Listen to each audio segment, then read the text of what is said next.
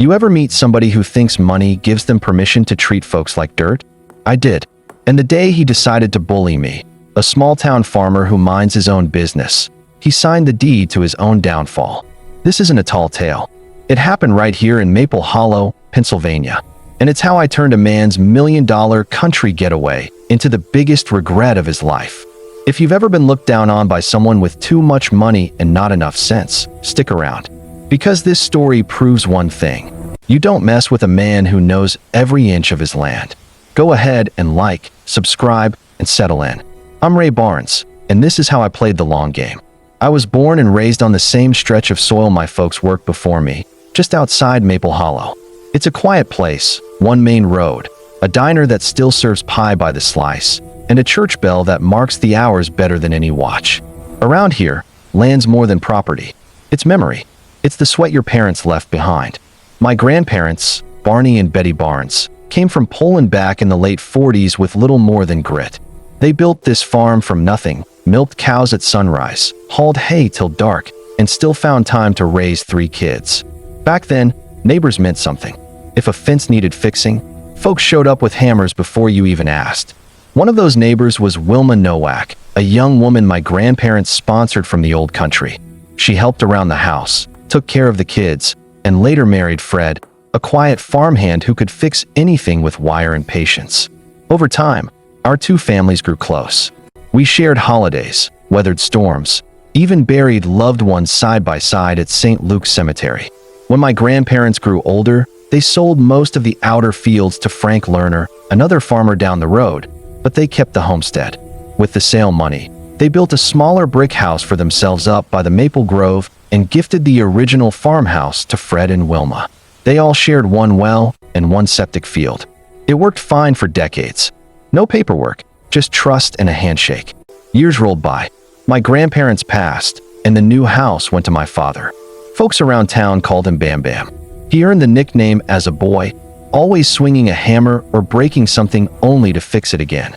He married my mom, built up the repair shop in town, and taught me that respect isn't bought. It's earned in quiet ways. Across the hedgerow, Wilma stayed in her place long after Fred passed. Everyone loved that woman. She was the kind of neighbor who'd show up with soup before you knew you were sick. Every kid in Maple Hollow wore something she crocheted at least once. When she died, the town felt emptier. Her daughter Pebbles, that was really what folks called her, lived 2 hours away in Pittsburgh.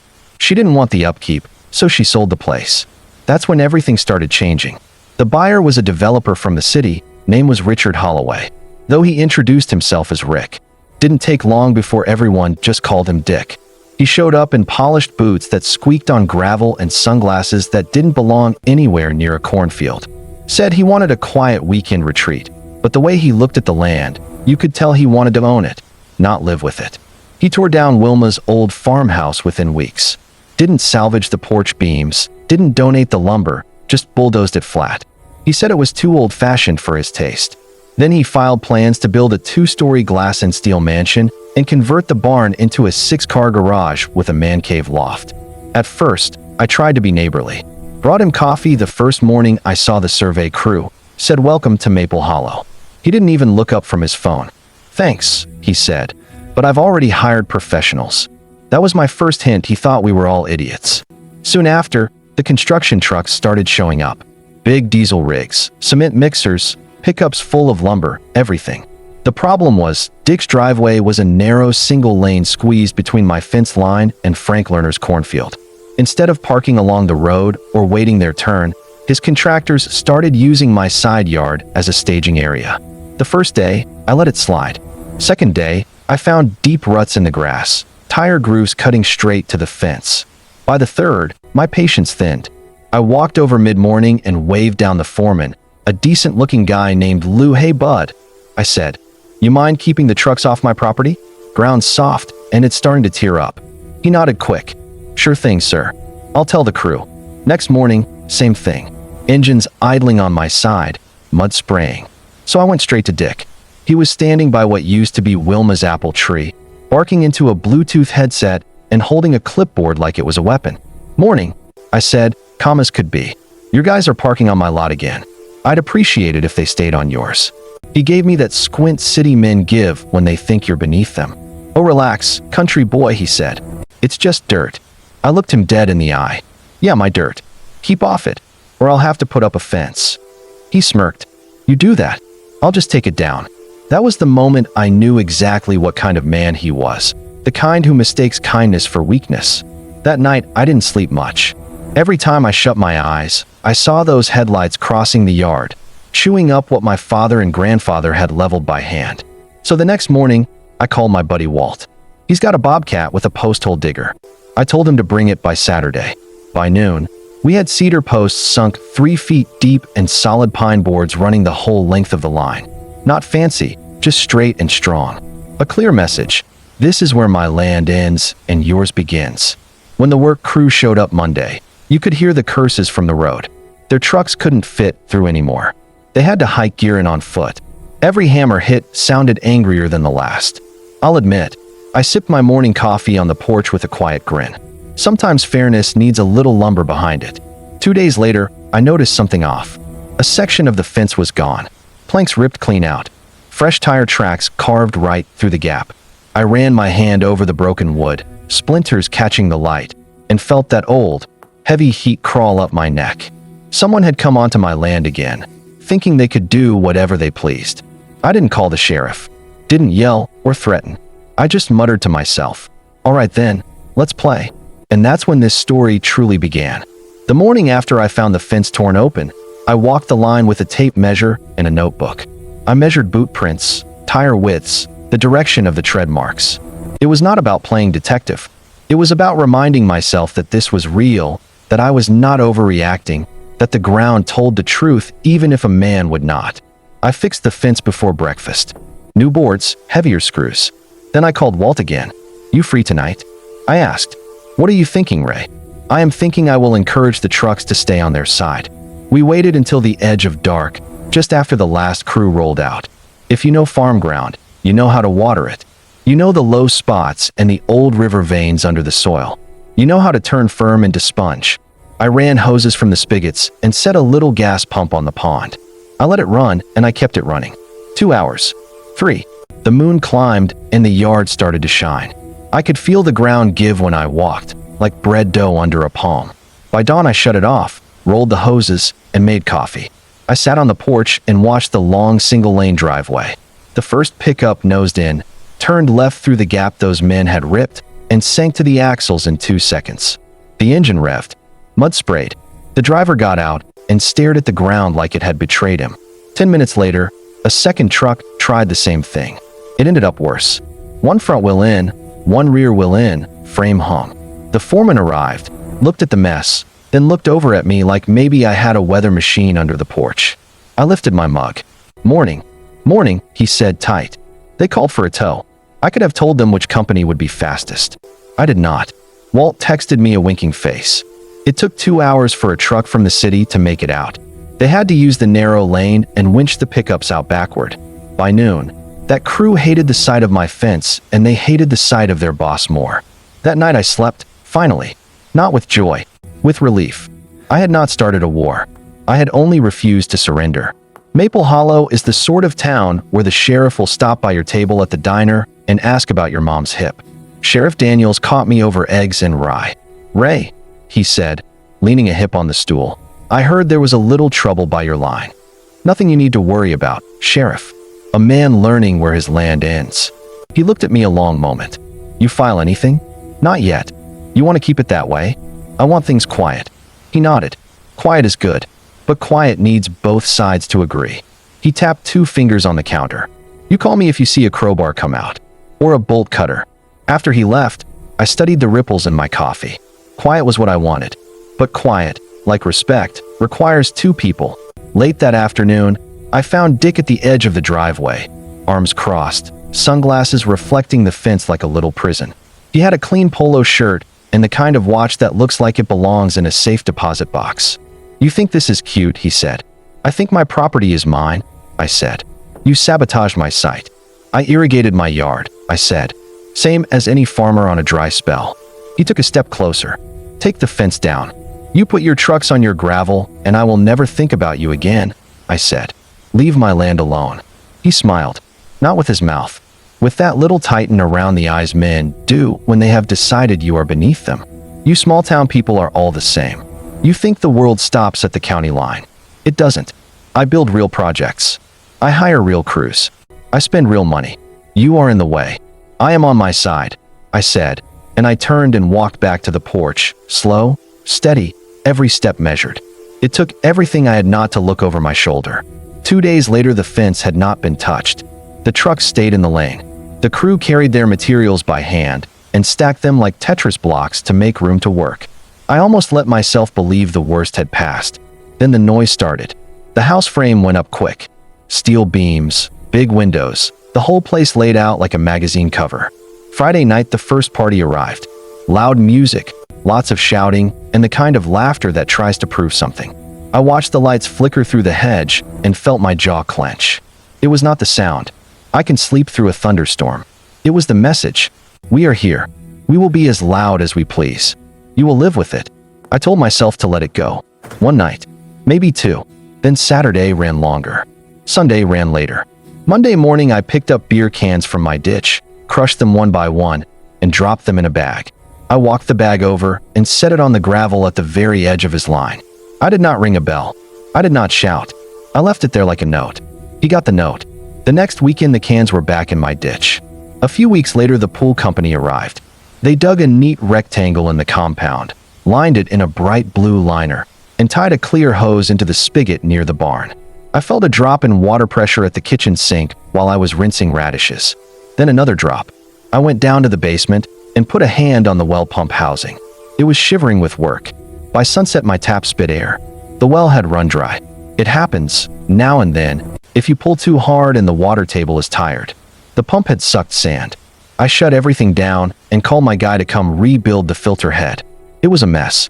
It was a bill. I took pictures because I am not a fool. That night I wrote to Dick. Simple note. Calm. Rich, the pool fill ran the well dry, and sand got into my filtration. I had to rebuild the head. I will send you half the invoice. Please send your half this week, and let us plan a schedule for big water pulls in the future. We can make this workable. He replied in 4 minutes. Not my problem. Should have a better well. Do not email me about your equipment again. I read it 3 times, not because I did not understand, but because some part of me still believed there had been a misunderstanding. I forwarded the email to my own archive. I labeled it. I sat on the basement steps in the cool air and listened to the house breathe around me. The sound usually calms me. That night it did not. I printed the email in the morning and put it in a folder with the photos. Summer turned to early fall. The crews left, then landscapers came. They paved a pattern of brick across the compound. They planted hedges. They installed low lights that made the place look like a resort. I could not see the house through the green wall, which was the point. One afternoon, a septic truck pulled into the lane and backed down toward the old field beyond his place. Our 2 houses shared that system. It had worked for decades.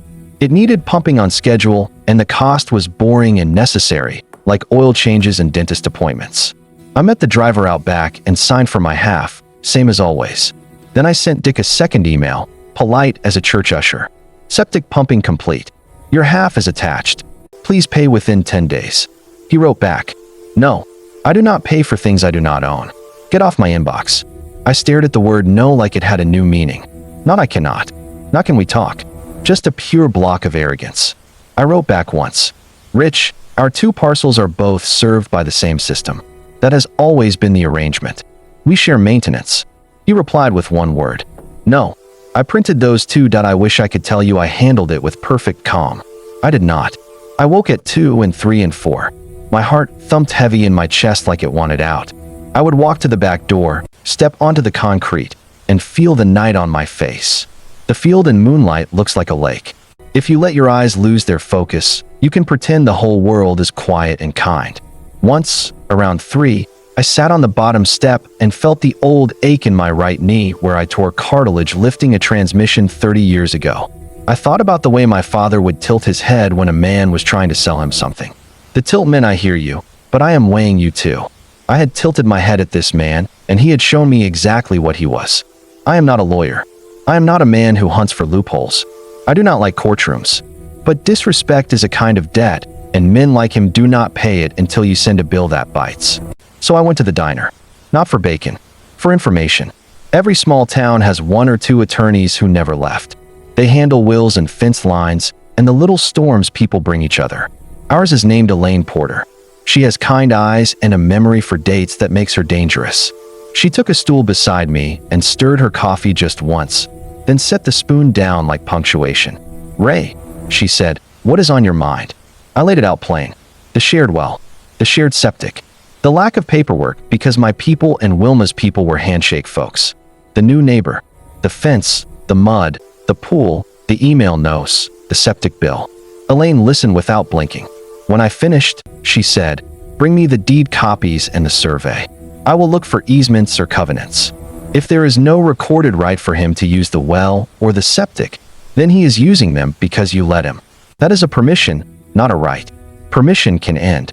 What about the fact that our families shared it for years?" I asked. "That can matter," she said, "if it is recorded or if both sides treated it like a legal obligation. But if it was courtesy and the new owner refuses to share costs, a judge can see that courtesy as a thing that ended the day he said no. And you think a court would back that?" "I think a court likes paper," she said. "Bring me the paper." I brought her the folder the same afternoon. The deeds. The original survey. The notes my grandfather left in his ledger about the well depth and the pump model. The Polaroids of him standing with Fred by the trench line back when they dug the outflow. She smiled at those, the way you smile at family you never met. "Give me a week," she said. "Take your time," I said, but my chest felt like a fist. While Elaine looked, I tried to live normal. I fixed a fence on the south pasture. I changed oil in 3 customer trucks. I walked Mom's old beagle, Daisy, around the loop and let her smell every post like it held the evening news. I waved at Sheriff Daniels. I took a pie to Mrs. Lerner because she had broken her wrist and her husband does not cook. I did not think about the hedge. I did not think about the house behind it. I did not think about the way the pool lights glowed a blue you never see in nature. Of course I thought about all of it. I just practiced not letting the thoughts run me. Then Elaine called. "There is no recorded easement," she said. "No covenant. No line in the deed that gives him the right to the well or the septic." I checked county records 3 times. "Your grandparents left him access because they loved Wilma and Fred. There is no obligation under the law. The law cares about writing and signing." "What about long use?" I asked. "Doesn't the law ever say, you have used this for so long that it becomes a right?" "It can," she said, "in some cases. But he has refused to pay his share. He has refused to coordinate water draws. His refusal shows he does not consider this a shared duty. That actually helps you. It tells the story. The courtesy has ended." I let out a breath I had been holding for months. The room went a little brighter around the edges. "If you decide to end his access," she said, careful, "you must do it in a clean and documented way. You notify. You cap on your side of the line. You keep everything lawful. There will be noise. He will bluster. But the paper is in your favor." I thanked her. I sat in my truck with the phone in my lap. The beagle put her head on my knee like she knew a chapter had turned. "You want to know what pushed me from knowing to acting?" It was small. It was a Tuesday. I was rolling the trash can to the road when a white SUV pulled into my drive and idled behind me. The window came down. A woman with big sunglasses glanced at the house like it offended her. "Is there a reason your grass is so uneven along the property line?" she said. I blinked. "Excuse me. My husband says it is your mowing," she said. "But I think your mower deck is bent. It makes the border look messy." I felt heat crawl from my chest to my face. Not the angry kind. The kind that comes when a person mistakes your patience for permission to speak to you like help. "My deck is fine," I said. "And my grass is my grass." She sniffed. "We have certain standards. We are going to put the house on the market in a month, maybe 2. It would help everyone if things looked neat." "Neat," I repeated. "You are listing." "Yes," she said, already rolling the window up. "We want a buyer who appreciates quality." She drove away. I stood in the driveway, one hand on the trash can handle, and watched the taillights disappear between the hedges. The beagle sat beside me like a little brown question mark. I went inside and opened the folder. I placed Dick's emails on top. I called Elaine. If I end his access to water and septic, and I notify him, and I inform his agent when he lists, what happens? "He cannot sell a house without water or waste disposal," she said. He can install a holding tank if he has room. He can drill a new well if the county allows it. Both are expensive, and with his layout he may not have space. If he goes to court, the emails may decide the day. Thank you, I said. Ray, she added, do this clean. No gloating. No loose talk at the diner. I will be quiet, I said. I want what is mine. Nothing more. I wrote the letter that night. Short and calm. Rich, as of 14 days from the date of this notice, I will end your permission to draw from my well, and I will end your permission to use the septic system on my parcel. There is no recorded easement and no covenant in the deed. Your refusal to share costs and coordinate use has ended the courtesy granted by my family. You are advised to make other arrangements. I sent it certified mail. I emailed a copy. I printed a third and put it in the folder. He did not reply. Not right away. 2 days later I got a voicemail. He did not say hello. He did not say my name. He said words I will not repeat and ended with, I will bury you in court. I saved that too. On the 14th morning, I woke before sunrise. I put on work jeans and an old flannel with the elbows worn smooth and clean. I made 1 thermos of coffee and 1 thermos of patience. Then I walked the line behind the hedge to the cleanout where the septic line crossed the boundary. The air had that wet leaf smell that comes when fall decides to take the wheel. I had already dug the hole the night before. I had already measured the fittings. I had already bought the cap. I had already checked the county code for how to close a lateral on your side of the property line. I do not do half jobs. I turned the wrench slow, steady, like I was tightening a lug on a wheel that carried my family. When the cap seated, I felt a release I cannot describe. Not joy, not victory, something older. The feeling of setting a fence post plumb and knowing the wind can push and it will still stand straight. By the time I reached the well line, the sun touched the treetops.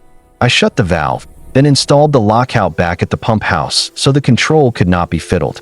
I tagged the handle with a bright red tag that read private system. No unauthorized use. It was not for him. It was for the story the paper would tell if anyone asked. Good stories run on clean lines. I took photos. I put timestamps on them. I printed them for the folder. Then I called his agent. Hi, this is Karen with Hilltop Realty, she said, bright and brisk. Karen, this is Ray Barnes. I live next door to your client, Richard Holloway. I am calling to inform you of a material fact. As of this morning, there is no water service to the structure on his parcel. There is no septic connection. There is no recorded easement granting either. Any buyer should be made aware. Silence, then a careful voice. Do you have that in writing? Yes. I sent your client a letter. I can email you a copy. Please do, she said. And thank you for the call. You are welcome, I said. I like clean business. I hung up and poured coffee on the porch. I told myself I would not watch. That lasted 4 minutes. BY lunch. A black SUV came roaring down the lane. Dick climbed out, slammed the door, and marched toward me. I set the mug down on the step and stood. He stopped at the fence like it was the edge of a cliff. What did you do? He shouted. I ended permission, I said. You cannot do that. I did, I said, and I handed him a copy of the notice and a photo of the capped line. He snatched them and read fast, lips moving like the words were running from him. I will sue you, he said. You might, I said. The court likes paper. He shook the papers at me. I make more money in a week than you do in a year. Then you can afford a lawyer who can read, I said, and I felt the beagle press against my calf like a warning not to step further. He stood there breathing hard, nostrils white at the edges, eyes glassy. Then he turned on his heel and stomped back to the SUV. Gravel spat when he left. It was quiet for 3 days. So quiet I could hear the wind turn the top leaves. Then the calls began. Agents, inspectors, someone from the county asking polite questions about the age of the well. I answered every question with calm, clean facts. I sent copies of deeds. I sent the emails. I sent a copy of Elaine's note that there was no easement on record. Paper on paper on paper. The house sat. The pool turned dull. A low smell started to creep from the compound on warm afternoons, the kind of sour you get when wastewater has nowhere proper to go. I kept my head down. I changed oil. I mowed. I brought Mrs. Lerner another pie, and she pretended she did not know she was the gossip of my week. The listing price dropped. Then it dropped again. I watched the numbers like a farmer watches the rain gauge in August. One night, I walked the edge of my field and stopped where I could see the silhouette of that steel and glass against the sky. I took off my cap and held it against my chest, and I said out loud, not loud, just honest, "Dad, I am doing this right. I am doing this clean." The beagle wagged her tail like an amen. The call came on a Wednesday. "Elaine first. A numbered company has made an offer on his parcel," she said. "As is 1/4 of the list. Can he take it without disclosing the utilities?" I asked. "He has to disclose," she said. "You told the agent. You sent the documents. It is all in the file. If he accepts, it is with eyes open." "Do we know that company?" I asked. She paused just long enough to make the corner of my mouth curl. "You will know the manager." I signed the papers that Friday. The buyer, a simple corporation with a local mailing address, agreed to purchase the parcel with full knowledge of the lack of water and septic and the lack of any easement rights. They wired the money at noon. I closed my folder and put it back on the shelf. I walked outside and looked down the lane that ran between hedge and corn. It felt like a hallway into another life. I waited until the county recorded the transfer. Then I took a slow drive down the lane I had stared at for a year. I parked where the new drive met my own concrete. I stood in the quiet and listened to the cicadas. I unlocked the well house. I turned the handle. The line filled. I heard the system find its rhythm again, a deep heart returning to pace. Then I walked to the capped cleanout and loosened the cap I had tightened with such care. I set it aside and smiled, not wide, not wild, just the small smile a man makes when a promise comes full circle. I moved a couch, a bed, and my mother's cedar chest down the lane one piece at a time. I carried the beagle over the threshold like an old superstition. She licked my cheek and trotted through the empty rooms like she had always belonged there. That night, I sat in what had been his kitchen and listened to my own well water sing through pipes he once thought were his forever. I did not toast. I did not brag. I just breathed. The next morning, I listed my old house for rent. By afternoon, a young couple from town had signed a lease. Good people. He teaches shop. She runs the bakery co-op. They shook my hand like it meant something. Then, for the first time in months, I slept without waking. Even so, some part of me knew the storm still had a little lightning left. Because men like him do not leave without slamming a door. And the door he chose to slam would bring me right back to the edge of the law and to the question that decides who you are when no one is watching. Do you push or do you hold the line? Peace lasted 3 days. On the 4th, a county deputy in a brimmed hat knocked on my porch rail at 9 on the dot. He had a manila envelope under his arm and polite eyes that had seen more than they wanted to. "Morning, Mr. Barnes," he said. "I have papers to serve." I signed his tablet. He handed me the envelope. Summons and complaint. Plaintiff, Richard Holloway. Causes of action that sounded like a man scraping the bottom of a barrel. Interference with business expectancy. Conversion of water. Trespass to chattels. He asked for an emergency order to restore his access, plus damages with numbers that belonged in a casino. I brought the papers to Elaine. She read every page, then put the stack down like it was a sack of wet feed. "Most of this is thunder," she said. "The only thing that matters right now is the request for a temporary order. He wants the judge to force you to turn the utilities back on while the case runs." "What are our chances?" I asked. "Good," she said. "You gave notice. There is no easement. He refused to share costs. And he already listed the place for sale. He is not trying to live there. He is trying to maximize price. Judges understand pressure tactics. They also understand property lines."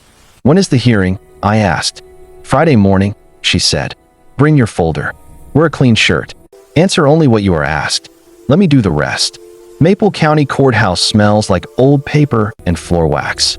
The judge had gray hair and a farmer's hands. That is not proof of anything, but it calmed me. Elaine stood straight as a fence post. Dick sat at the other table in a navy suit that looked like it was still learning how to sit on a human. He did not look at me. His attorney started with noise. "My client has been denied basic access. My client will suffer irreparable harm. My client invested 7 figures in reliance on shared systems." He said the word reliance like it was a charm that could make a non-existent easement appear on a deed. Elaine asked to speak. "Your Honor," she said, voice calm as a metronome. "There is no recorded easement for water or septic on Mr. Barnes's parcel. Here are the deed extracts. Here is a letter from our county recorder confirming as much. The prior sharing was a courtesy between families. Mr. Holloway refused to share costs and refused to coordinate heavy draws from the well. Here are the emails. Mr. Barnes gave 14 days notice. He capped on his side in accordance with code. The judge read. He held the papers like he liked the weight of them. Then he looked at Dick's attorney. Why should I grant a temporary order granting access your client never had as a matter of right? Because he will suffer harm, Your Honor. And who created the timing of that harm? The judge asked. I see a pool. I see parties. I see a listing. Why is this an emergency that exists on the neighbor's back?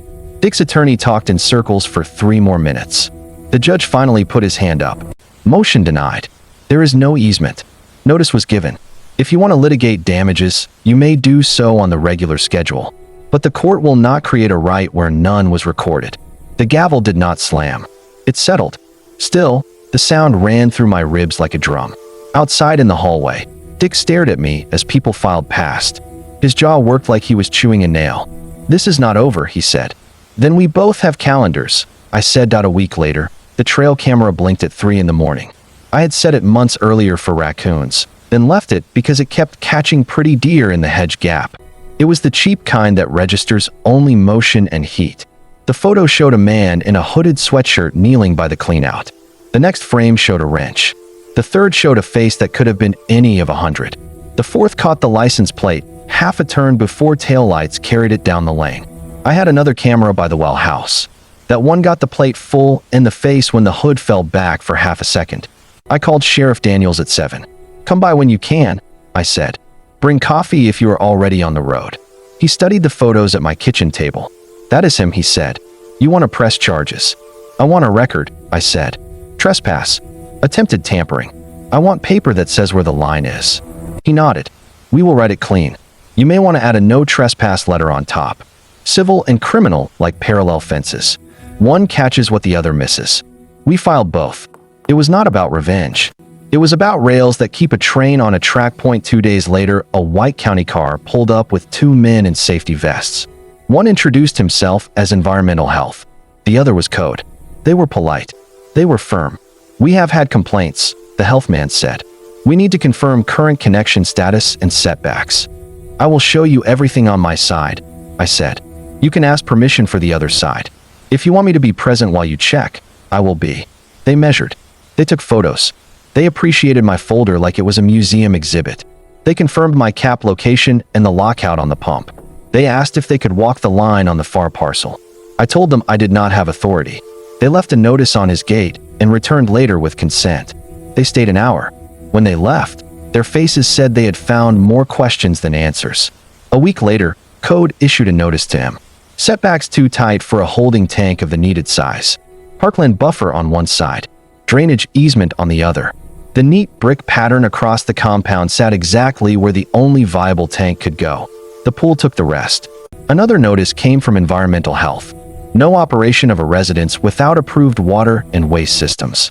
The phrase uninhabitable, if uncorrected within a timeline, sat on the page like a stamp. I did not crow. I stacked wood by my shed and pretended I had not heard a word. Even though every word hummed in my bones, he could not touch the utilities by order. He could not sell without disclosure. So he tried to pick at me where paper did not always reach. Somebody keyed the side of my pickup while I loaded feed. Somebody knocked my mailbox crooked. Once, I heard a hammer on steel at midnight and found a chunk of rebar dropped behind my bush hog where a man could step and break an ankle. I started sweeping with a flashlight before I moved any equipment. I told Sheriff Daniels I did not want to make a fool of myself chasing phantoms. He said, "You are not. I will do extra drive-bys. Keep your cameras. Keep your temper." The hardest part was the last item. I am not a hothead. Still, there is a point where slow harm makes your hands shake while you are standing still. I breathed and remembered my father's tilted head. Hear the other man. Weigh him. When you know him, act only on what holds. The gossip would have been funny if it were not trying to bruise my name. He told anyone who would listen that I had stolen his water. He said the well was always both of ours. He said I had trapped him on his land like a spiteful neighbor in one of those TV shows. People who did not know deeds believed him for an hour or two. People who did know deeds nodded across a pie case and asked me how my mother's beagle was liking the bigger kitchen. Maple Hollow has a long memory. It also has a nose for truth. I never answered his stories with stories. I answered them, when asked, with one sentence. There is no easement on the deed. He refused to share costs. I ended permission in writing. That was all. It was enough. When the price dropped far enough that even city sharks could smell blood, his calls started again. He did not call me. He called Farmer Frank. He called the family that owns the parkland. He called everyone with an acre to sell so he could fit a tank or a well or anything that would make a buyer think the place could be made whole with a check and a backhoe. Frank told him no. The park board told him no in writing with bold type. Even the road right-of-way did not give him breathing room. His house was a jewel box without a lock, sitting on a palm-sized piece of earth that could not support what he wanted it to be. He had done that to himself. Paper had only said the obvious. Elaine looked at me across her desk. "This is the turning point," she said. "He will either cut his losses, or he will die on this hill out of pride." "What do you think?" I asked. "He has treated this like a contest," she said. "Men who treat everything like a contest do not lose clean. They must be handed a different game." "What game?" I asked. "Time," she said. "Let his money get tired. Let the carrying costs bite. Let the bricks collect dust. When he is exhausted, someone will make an offer he will hate. He will take it because he has to." "Someone," I repeated. She smiled with her eyes and did not say a word. 2 months later, he held one more party. Not loud, not public. Half a dozen men with neat hair and tight smiles walked the compound in leather shoes. They pointed at corners. They frowned at the utility closet. They looked through the hedge like it was a wall they could buy if they found the right catalog. I swept my porch steps and minded my business. At one point, a man peeled off and came to the fence. "Mr. Barnes," he said, "I am Thomas with a private equity group out of Pittsburgh. We are considering a purchase. We would need a perpetual utility access arrangement. Would you be willing to grant one?" "I will not discuss that," I said. "Not with you. Not today." He nodded, polite. "If the owner sold to a third party you trusted, would that change the conversation?" "I do not deal in hypotheticals," I said. "I deal in paper. Good day to you." He rejoined the group. An hour later they were gone. A week later, the price dropped again. The numbered corporation's offer came into focus the way a deer steps out of fog. One moment you see nothing but gray. The next there is a shape that explains the silence. The company name was plain. The address was a mailbox in town. The manager of record was a woman I knew from church who works in real estate trusts. The capital line was over my head, but Elaine read it and nodded. "We can structure this clean," she said. "The buyer acquires as is. The buyer then negotiates with the neighbor, who is you, for a recorded, perpetual utility license in exchange for fair compensation. That license will be drafted by me and recorded. It will not say a word about the sale price." I understood. I did not gloat. I signed. He did too, because pride cannot pay interest forever. After closing, I moved a few boxes like a man testing ice. The well sang. The line stayed tight. I swept sawdust out of the man cave loft and laughed once at how silly the phrase sounded when it echoed off real timber. I slept on a mattress on the floor for a night like I was 18 again. I woke up to the smell of my own coffee in a kitchen that used to be his victory lap. You would think that would be the end. It was not. Men like him do not understand the difference between ending a deal and accepting an outcome. He filed an amended complaint. He asked for punitive damages. He claimed I had conspired to depress his sale price. He said words about numbered companies like they were proof of evil. Elaine answered with lines that could cut glass. She attached the emails where he said no to shared costs. She attached the court's own order denying his request for a temporary pipe dream. She attached the county's code notices. She asked for dismissal. The judge set a date. The afternoon before that hearing, the white SUV rolled into my drive again. He sat in the passenger seat. The woman with the sunglasses drove. She stopped at the fence and lowered her window. He spoke without looking at me. "What do you want?" "I want to be left alone," I said. "You have what you want," he said. "You took my house." "You took your house," I said. "I just stopped paying for your water." He turned then. His face had lost some of its city polish. He looked like any man whose plan had outlived itself. "You could have worked with me," he said. "I tried," I said. "I offered to split costs. I asked for coordination. You said no. You said it 3 times in writing." He stared at me a long moment. "If I drop the case," he said, "will you release any claim to attorney fees?" "I will not bargain on the fence line," I said. "Talk to Elaine." He snorted. "Of course. Paper. Paper keeps neighbors from killing each other," I said. "It is not as romantic as a handshake, but but it takes a punch better. He looked like he wanted to laugh and cry at the same time. Then he did neither. The window rose. The SUV backed out slow. Gravel whispered. The lane swallowed the sound. The judge dismissed the claims he could. The rest he put on a track that would require real evidence and 2 years of patience. Dick did not have 2 years of patience left for this. He had a new project in another county. He had investors who wanted numbers, not stories about a farmer in Maple Hollow. A month later, Elaine forwarded me a 1-page filing. Voluntary dismissal with prejudice. Each party to bear its own fees and costs. It was not a trumpet. It was a door closing with a rubber seal. Quiet. Final. I put the dismissal in the folder. I slid the folder on the shelf beside my grandfather's ledger. Then I did a thing that surprised even me. I wrote one more letter. I wrote it to myself. It said, "Remember what this cost you and what it did not. It cost sleep. It cost hours in rooms that smell like floor wax. It did not cost your name. It did not cost your temper. You held the line. Keep holding it." You could say the turning point was the judge denying his emergency order. You could say it was the county telling him his brick art was a bad place for a tank. You could say it was the offer he hated from the buyer he did not know. For me, the turning point was smaller. It was the night I sat on my back step with the beagle's head on my knee and decided I was done reacting to him. From that moment on, every move I made would be for my land, not against his will. The fence, the notice, the cap, the call to his agent, the cameras, the court. All of it was not about hurting him. It was about ending the hurt to me. That difference carried me when the petty cuts came. It kept my voice level when the sheriff asked if I wanted the handcuffs or the warning. It kept my shoulders from climbing into my ears when people told me what he had said at the bar.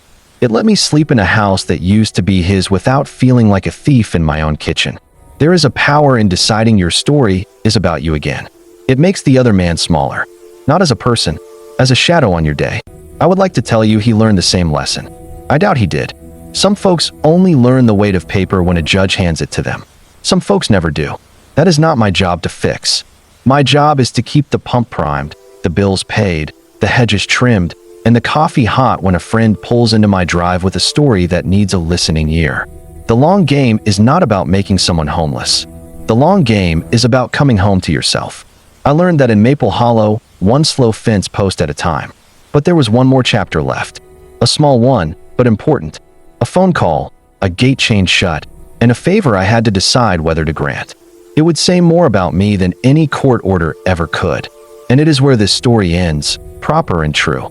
2 weeks after the dismissal, my phone rang while I was greasing the Zerks on the loader. Unknown number. I almost let it go to voicemail. I answered. "Mr. Barnes, this is Karen from Hilltop Realty. Do you have a minute?" "I do. I know things have been tense. The buyer has closed. The deed is recorded. Everything is official. We have one loose end. The prior owner left some personal items in a storage room in the garage loft. He says they are family things. Old photos. A military trunk. He is asking for a 2-hour window to retrieve them. He wanted to call you. I told him I would ask. I set the grease gun on the shop bench and looked out at the lane. The hedge moved in the fall breeze like it was breathing. "Have him come tomorrow at 10, I said. "He brings no crew. He brings one vehicle. You, me, and my neighbor Frank will be present. No tools larger than a screwdriver. No access to power or water. 2 hours from the minute he arrives. If he is late, the clock does not move. If the trunk is heavier than one man can carry, we will help get it to the truck, and that is the end of it." Karen let out a breath she had been holding. "I will confirm in writing." "Do that," I said. The next morning, a white SUV rolled down the lane at 9:58. He stepped out in a clean jacket and work boots that still looked new. His wife stayed in the driver's seat. Karen walked up the drive with a clipboard and a careful smile. Frank came through the side gate with his hands tucked in his pockets. We met at the fence like people meeting at a border crossing. I unlocked the garage door and turned on the overhead lights. The big room smelled like new lumber and sawdust. He took the stairs slow. I followed. Frank stood at the base like a sentry with a farmer's patience. At the top, he stopped at a plain metal trunk with dented corners. He set his hand on the lid. For a moment, he looked older than he had ever looked to me. Not defeated, just used up by his own choices. "Photos," he said. "My dad's. He was not an easy man. These are the few good things he ever made." I nodded. "Take them." We carried the trunk down together. It was heavy in a way that told a story of steel and paper and time. We set it in the back of his SUV. He stood for a second with the hatch open and stared at the hedge like it might tell him something if he squinted hard enough. "Thank you," he said, finally quiet. "You are welcome," I said. He looked like he might say more. He closed his mouth. He got in the passenger seat. The SUV idled for a beat, then turned and crawled up the lane. Karen watched them go and shook her head like a person who had tried to keep a dozen balls in the air and was finally allowed to let them drop. Frank clapped me on the shoulder. "That was the right call," he said. "Maybe it was the only call," I said. "Maple Hollow does not throw parades for this kind of thing. It does not write your name on a banner and call you a hero. It takes small measurements, the kind you barely notice unless you have lived here long enough to understand the unit of measure." Mrs. Lerner left a pie on my porch with a note that said, "Cherry because you never picked the sour ones." Sheriff Daniels tipped 2 fingers at his hat twice instead of once when we passed by the pumps. Elaine sent a bill that was fair and a card that said, "Keep the folder. You earned it." Walt stopped by with his bobcat and leveled a low spot near the hedge while I was out and pretended he had always meant to shape that corner. At church, people asked about the beagle and about the weather and about beans and then, only at the end, about the house. I answered the same way every time. "The well runs. The septic is tight. It is quiet over there now. We are fine." I kept fixing things that broke. I kept mowing straight lines. I kept my edges clean. Winter came early that year. The kind of cold that makes the sky ring like a bell at night. The new house held heat better than I expected. The glass felt like a wall, not a window that wants to leak. I watched snow stack in neat layers on the pool cover and thought about how much water had started this story. I found a rhythm. Morning coffee at the wide kitchen island. Beagles snoring in a sun square. Lunch at the shop. Evenings with a book I have read a dozen times and still like. On clear nights, I would stand out on the back walk and look at the stars where the hedge dips just enough to make a window. You never feel smaller and more right-sized than when you can see Orion's belt without a streetlight fighting you. I moved Mom's cedar chest into the front room. I set my grandfather's ledger on top, like a visiting relative. I hung one picture of my dad in the hall by the mudroom. Nothing fancy. Him standing by the well house in a green cap with the pump cover open, a wrench in his hand, smiling like a job is almost done. The house started to feel like mine. Not because I wrote a check. Because the walls had begun to hold my quiet. In January, Karen called again. She sounded hesitant. "Ray, I would not ask if it were not important." "What is it?" "An appraiser is asking about the utility license you granted from your parcel to the house. He is worried about how permanent it is. He wants to confirm the terms." "It is recorded," I said. "Perpetual, with defined maintenance obligations and an access road for service. 30-year renewal on the same terms unless both sides change it in writing. If he wants the book and page, I will email it." She laughed, a real laugh for once. "Of course you have it." "Thank you." "And Ray?" "Yes." "That was generous paper." "It was fair paper," I said. "Generous would have been cheaper." "You know what I mean," she said. "You could have made it miserable. You made it clean." "Clean is worth more than miserable," I said. "Tell him to read the agreement. The answers are in there." I saw him once more in person. It was late March. I was at the diner counter eating scrapple and eggs. He walked in with a man I did not know and paused like someone who has not been inside a small-town place in a long time and is not sure where to stand. He saw me. He had the decency not to look away. He came to the end of the counter and stood a polite distance from my plate. "Barnes," he said. "Richard," I said. "I am leaving the state," he said. "Got a project in Texas. Different rules. I wish you luck," I said, and I meant it. Not the syrupy kind. The adult kind. The kind that means, do better with the next neighbor. He nodded once. "Do you ever feel bad about what happened?" he asked. "I feel exactly as bad as the paper says I should," I said. "I feel as bad as your emails made me. I feel as bad as the judge's order allowed. I do not feel bad about the fence or the well or the septic. I feel tired. And I feel done." He studied me like he wanted to find a crack. He did not. He put a hand on the counter and tapped the wood once with his ring finger. Then he left. I ate the rest of my scrapple in silence. The room felt warmer than it had a minute before.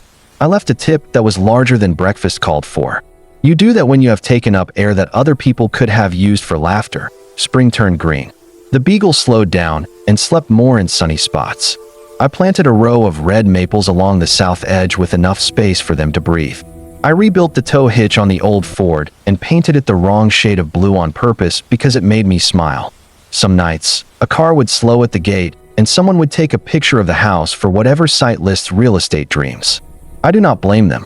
It is a handsome place.